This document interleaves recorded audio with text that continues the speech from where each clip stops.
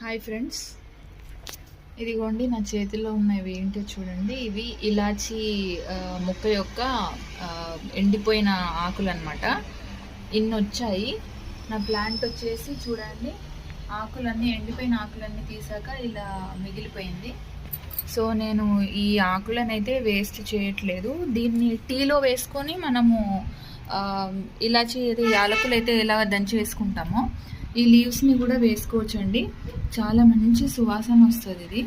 And ఇంకొక విధంగా కూడా యూజ్ చేసుకోవచ్చు. వీటిని చిన్న చిన్న ముక్కల్లాగా కట్ చేసేసుకొని మనము ధూపం వేసుకుంటాం కదా, ధూపంలో ఆ ధూపులో మనము ఇది వేసుకున్నాం అనుకోండి, చాలా సుగంధపూరితమైన వాసన వస్తుంది.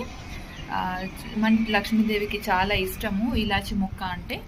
ఇది నార్త్ సైడ్ పెట్టుకుంటే చాలా మంచిది అంటారు, సంపదకి కానీ కీర్తి ప్రతిష్టలకు కానీ. అండ్ చాలా మంచిది అన్నమాట.